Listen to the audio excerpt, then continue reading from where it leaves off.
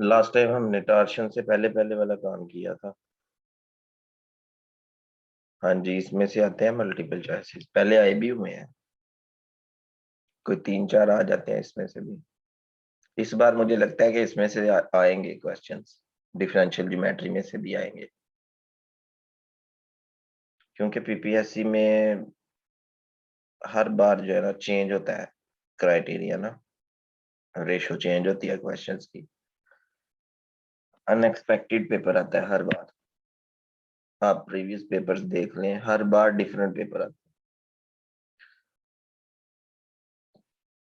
चले, तो टॉर्शन के बारे में अब यहाँ पे ना कुछ बातें हैं।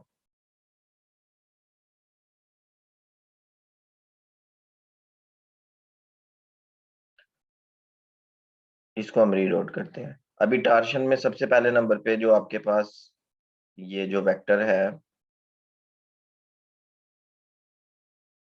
x जो है वो उसकी क्लास ग्रेटर और इक्वल टू 3 होनी चाहिए।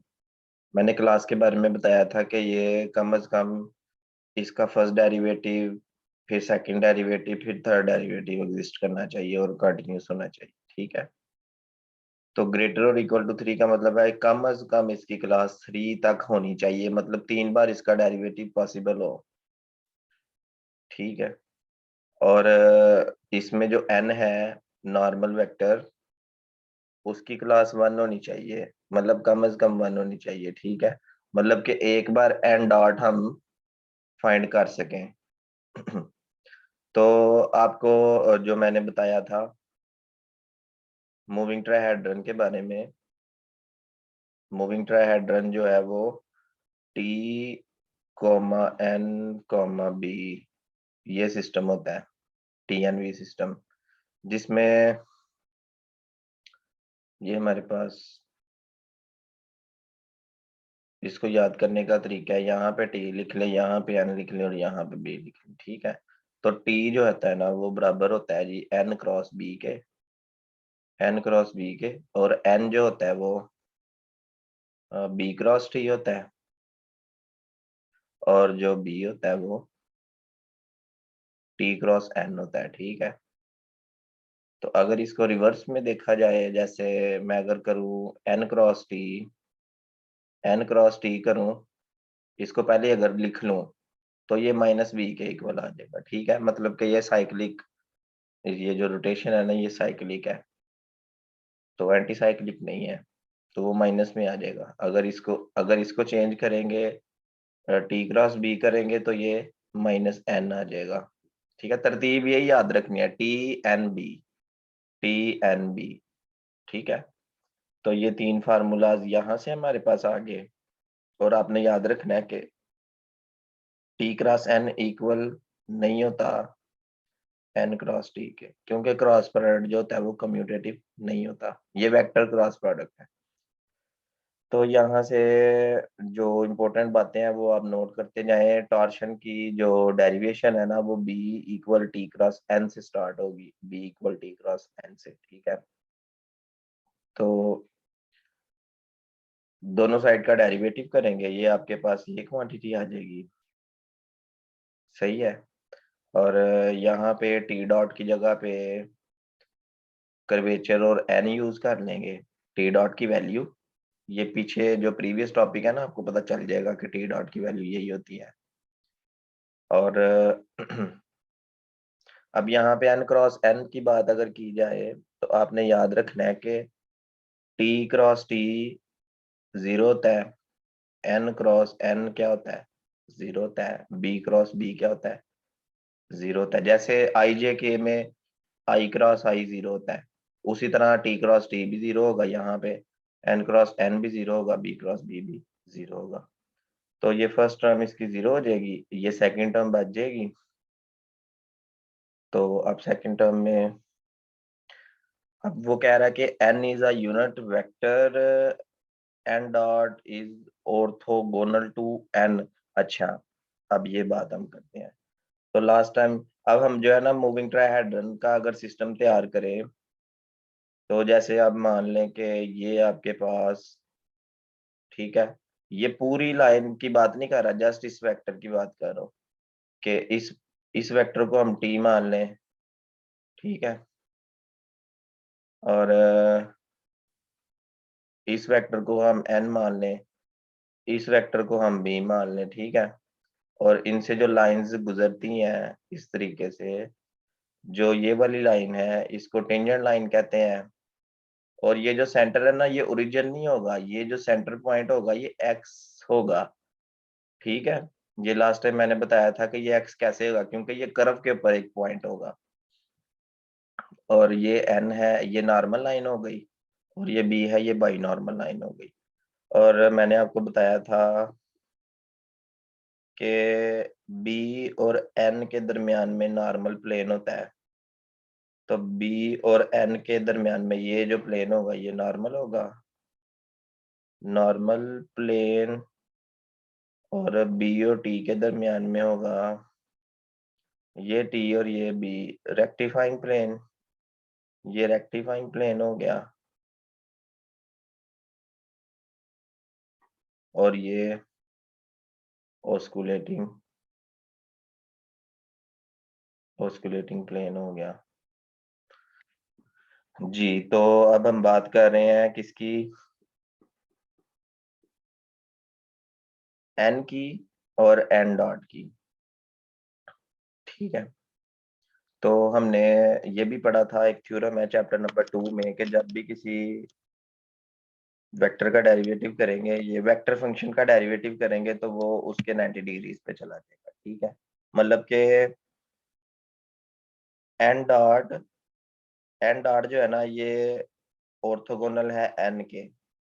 अच्छा, अगर एन यहाँ पे है, ठीक है, अगर एन यहाँ पे होगा तो इसका जो ऑर्थोगोनल प्लेन है, हमने पढ़ा था कि जो रेक्टिफाइंग प्लेन है इसमें हर पॉइंट एन के ऑर्थोगोनल है। इसी तरह जो नॉर्मल प्लेन है, नॉर्मल प्लेन का हर पॉइंट इस टी के ऑर्थोगोनल है। उसके बाद ऑस्कुलेटिंग प्लेन का हर पॉइंट इस बी के ऑर्थोगोनल होता है। इसका मतलब है कि अगर एन डॉट जो है वो एन के ऑर्थोगोनल है, तो एन डॉट लाई करेगा कौन से प्लेन में, यहाँ पे मैं कलर कर देता हूँ, इस प्लेन में, रेक्टिफाइंग प्लेन में, ठीक है, यहाँ पे। तो एन डॉट कहाँ पे चला गया, N dot lies in rectifying plane, ठीक है। आपसे अगर कोई बंदा क्वेश्चन पूछता है कि टी डॉट कहाँ पे लाई करेगा, तो देखें, सबसे पहले नंबर पे देखें कि ये अगर टी यूनिट वेक्टर इस डायरेक्शन में हो तो टी डॉट नॉर्मल प्लेन में लाई करेगा, टी डॉट यहाँ पे कहीं लाई करेगा, ठीक है। और बी अगर हो यहाँ पे, तो बी डॉट ऑस्कुलेटिंग प्लेन में लाई करेगा। इसी तरह एन डॉट जो है ना वो रेक्टिफाइंग प्लेन में लाई करेगा, सही है। तो इसका मतलब है कि n dot is orthogonal to n and therefore is parallel to rectifying plane. मतलब कि पैरेलल टू को हम ये कह सकते हैं कि ये रेक्टिफाइंग प्लेन में ही लाई करेगा। तो इसका मतलब है कि देखें, जब आप लोग इस तरह से करते हैं, x एक्सिस यहाँ पे हो, y एक्सिस यहाँ पे हो, यहाँ पे जो वेक्टर है यूनिट वेक्टर वो i है, इस डायरेक्शन में जो यूनिट वेक्टर है वो j है। तो यहाँ पे कोई भी पॉइंट हो, मतलब इस पॉइंट को अगर हम 2 3 मान लें, तो इस पॉइंट को 2 3 मानने का मतलब है कि जो 2 और 3 है वो i और j की लीनियर कॉम्बिनेशन में आएगा, मतलब कि 2i + 3j, मतलब जो यूनिट वेक्टर्स हैं उनकी लीनियर कॉम्बिनेशन में ये पॉइंट आ जाएगा। इस बिल्कुल सेम इस कंसेप्ट को अगर हम यहाँ पे देखें कि एन डॉट जो है, एन डॉट क्योंकि रेक्टिफाइंग प्लेन में है, तो यहाँ पे 2 यूनिट वेक्टर्स हैं, एक तो इस डायरेक्शन में है जी बी कैप, और एक इस डायरेक्शन में है टी कैप। क्योंकि ये जो प्लेन है रेक्टिफाइंग प्लेन, इसमें बी होता है और टी होता है, तो बी और टी की लीनियर कॉम्बिनेशन में आ जाएगा एन डॉट, ठीक है, क्योंकि एन डॉट इसके प्लेन में है। तो हम कह सकते हैं जी कि N dot is a linear combination of T and B. तो ये लीनियर कॉम्बिनेशन हमने बना लिया जिसमें ये कोएफिशिएंट्स हैं, म्यू और टी, ठीक है, ये कोफिशिएंट्स है। अब हम एन डॉट की वैल्यू कहाँ पे पुट करेंगे जी, यहाँ पे हम एन डॉट की वैल्यू पुट करेंगे, जो कि ये लीनियर कॉम्बिनेशन वाली है। इस वैल्यू को अगर हम यहाँ पे पुट कर देंगे तो टी के साथ इसकी वैल्यू आ जाएगी। देखें, ये टी के साथ ये सारी वैल्यू आ गई एन डॉट की। इसको फर्दर सॉल्व करेंगे तो यहाँ से क्या निकल आएगा, टी क्रॉस टी निकल आएगा जो 0 हो जाएगा, और टी क्रॉस ये दूसरी टर्म आ जाएगी, ठीक है। ये जो है ये बी डॉट के इक्वल है। यहाँ से बी डॉट को सिंप्लीफाई करेंगे तो आपके पास ये माइनस टी और एन आ जाएगा। जो ये जो टी इसमें फाइंड हो जाएगा ना, वो उसको हम टॉर्शन बोलेंगे, ठीक है। तो यहाँ पे वो कह रहा है, किधर चला गया, ये टॉर्शन यहाँ से आ गया। टॉर्शन जो है ना उसकी वैल्यू है माइनस बी डॉट एन, सही है। दोनों साइड पे हमने इसका जो है ना एन के साथ डॉट प्रोडक्ट ले लिया है। एक और चीज आपने याद रखनी है, जैसे मैंने आपको बताया क्रॉस प्रोडक्ट, इसी तरह डॉट प्रोडक्ट में क्या होता है, अगर टी कैप का डॉट प्रोडक्ट करेंगे टी कैप के साथ तो आपका आंसर आएगा 1। इसी तरह एन कैप का डॉट प्रोडक्ट करेंगे एन कैप के साथ तो आंसर आएगा 1। इसी तरह बी कैप का डॉट प्रोडक्ट करेंगे बी कैप के साथ तो आपका आंसर आएगा 1, सही है। तो अगर हमारे पास वैल्यू आ रही है जी माइनस टॉर्शन एन जो है वो अगर बी डॉट के इक्वल है, यहाँ से इसकी वैल्यू निकालने के लिए बोथ साइड पे क्या करेंगे, dot product dot product dot product with N करेंगे बोथ साइड पे, तो ये आ जाएगा minus tau N dot N is equal to B dot dot N. ये क्या हो जाएगा, 1 हो जाएगा। माइनस, इस माइनस को हम यहाँ पे लिख लेंगे तो टा की वैल्यू आ जाएगी minus B dot dot N, सही है। तो ये आपके पास टॉर्शन की वैल्यू आ जाएगी। ये जो बी डॉट है इसको ये भी कह सकते हैं tau is equal to minus D B over D S, क्योंकि जब मैंने कहा था डॉट होगा तो वो एस की कैटेगरी में आएगा और ये डॉट एन आ जाएगा, ठीक है। तो ये इसको हम टॉर्शन बोलेंगे। टॉर्शन की वैल्यू आ गई। अब हमने देखना है कि टॉर्शन जो है वो ओरिएंटेशन पे भी डिपेंड करता है कि नहीं। ओरिएंटेशन का मतलब है कि एक्स जो आपके पास कर्व की डायरेक्शन है, ये अगर एक्स जो है वो ये हो तो आपको पता है हर पॉइंट के साथ टी एन और बी, ठीक है,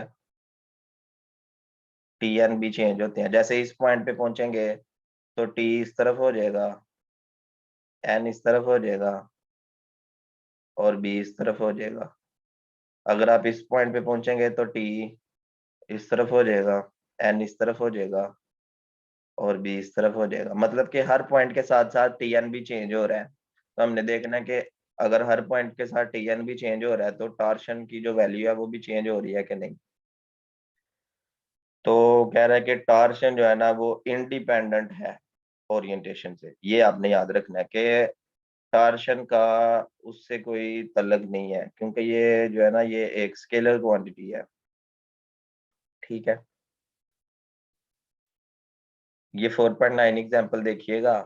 4.9 में ये डायरेक्शन की कोई बात कर रहा है कि टॉर्शन पॉजिटिव होगा अगर ये जो कोफिशिएंट है ये बी यहाँ पे हेलिक्स में, अगर ये बी जो है ये पॉजिटिव होगा तो स्केलर नंबर टॉर्शन जो है वो भी पॉजिटिव आएगा।